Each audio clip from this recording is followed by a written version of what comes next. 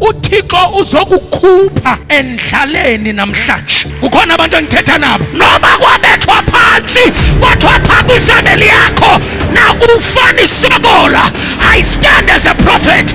I decree and I declare, I prophesy ngale nkonzo yanamhlanje kodwa ndikhulula umlilo.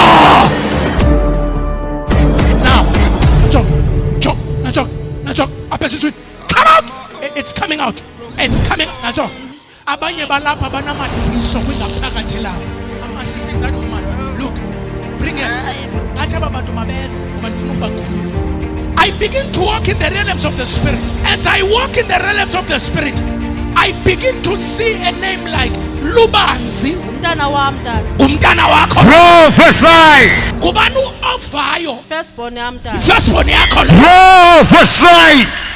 Mama wami tata. Kumama wakho lo. Prophesy. Who's child of peace? Tabezwe. Kuwa lo. Phamsaloma mo specs. Mzisa. Le khadabasha. Who kabasha? Upumyeni wakho. Tata. Kwenzekani emtshatweni wakho mama? Siyathanda uxabana tata. Niyathanda uxabana? Tata. Ngibona into engathi into emhlophe, something like a powder edityaniswa nobuchopho bakho. Kunalento yenhloko emani kuphatha. Kwenzekani apha enhlokweni yakho? Injalo tata. Kwenzekani apha enhloko? Andiyazi yathanda nje bashushu tata inhloko ngelixesha ibandi. Itheni? Ngelinye ixesha iyabanda tata. Isuka ibandi, ubuchopho. Ngibona into eyipowder edityaniswa nobuchopho bakho. Bafuna uba wena mawube nalento ekuthiwa yi-brain tumor. Uyayiva lento bakusebenzile wena. But namhlanje lento ndizayibuyisela emntwini wayo. Namhlanje ndizayibuyisela emntwini wayo. Sapha amanzi. Phamsi izandla zakho. Lento yes, buyisa ubuchopho bakho. Yes, nenzani mani kuyi? Yes. Come out. Ayigqibezele lento. Mayambe lento. Lento bayifaka bakwe mayambe. So, by the power of this anointing, I set your life free from this spirit. Ezakuthanda indoda yakho. Uyandiva? Indoda yakho izakuthanda ukusuka namhlanje. Lento abakufake yona ndiyayisusa, ndiyibuyisela emntwini wayo. Abanye abantwana benu bafakwe imimoya emdaka. Bamangani imameli. Bafakwe imimoya emdaka uthi ingqondo zabo mazingabambi. Sab, the name of Jesus Christ. Lo moya bamfake kulo mntana. Yes, myeke. Antsok. Yes. Bamsebenzile lo mntana. Basebenza ingqondo yakhe. Come out.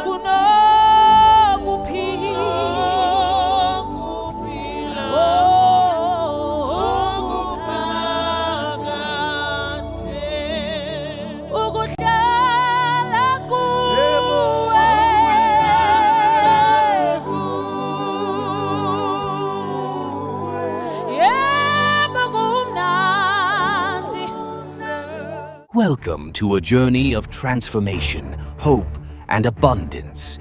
At Abraham Shiani's Ministries, we believe in living life to the fullest, just as God intended. Led by the dynamic and inspiring Apostle Abraham Shiani, our mission is to guide you toward a life of purpose, prosperity, and unwavering faith. God will prepare a fish to take you to another level. Can somebody shout yes? Stay connected with us across every platform. Tune into our powerful sermons on Zibonele FM 98.2 every Sunday at 7:30 a.m., every Sunday at 6 p.m., every Tuesday at 8 p.m., every Thursday at 8 p.m. Experience life-changing messages on Bay TV channel 260 every Sunday at 8:45, every Thursday at 10:45. Don't miss a moment of this abundant life. Follow, subscribe, and tune in to Life Abundance, Christian Center for your daily dose of encouragement, wisdom, and God's Word. Experience life abundance today and let God's overflowing blessings transform your life. God bless you. Hey, nenzani kulo mntana? Nenzani? Nenzani apha? Nenzani?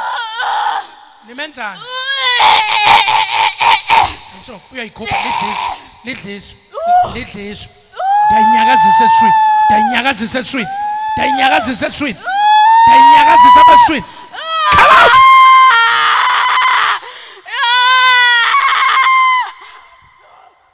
Lo muntu olapha onale nyoka lapha eswini edala ihleli ngoku ndiyayiyalela ndiyayinyakazisa apha eswini le nyoka lapha eswini ndiyayinyakazisa ngoku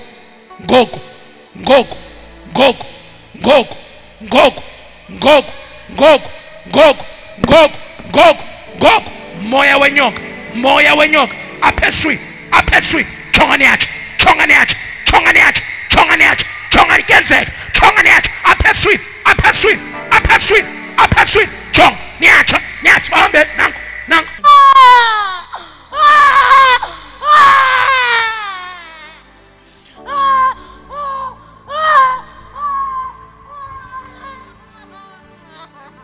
hey moya wenyoka mama nobani umntanakho mama sabamanzi ngubani lo muntu ebekawaphathwa yi-TB apha ekhaya Yayindim naye yaqala kuye yaza kum. because in the realms of the spirit I begin to see a spirit of TB yinto eyenziweyo le iqale kuwe Iqale kuye yaza kum. iqale pha kuye Mfundisi. yabuya yeza kuwe ayo TB le yinto eyenziwe ngamagqwirha andifuna uba igqugqise ifamily le yonke nonke nibe ngathi nine-TB le nto ifuna uzonibulala ayingomzimba wakho lo uyayale nto ndithetha Ndiyava mfundisi. ndithi ayingomzimba wakho lo uthini wena Ndiyavuma mfundisi.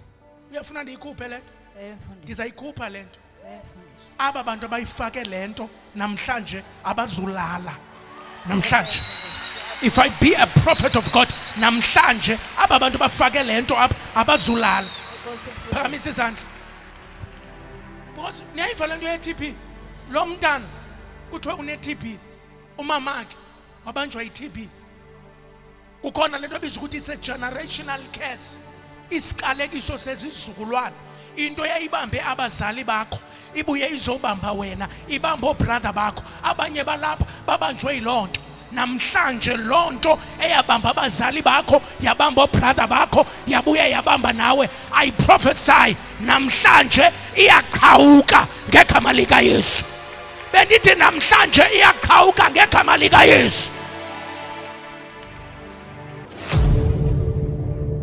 Thank you so much for watching our programs every Sunday at 10 to 9 here on Bay TV.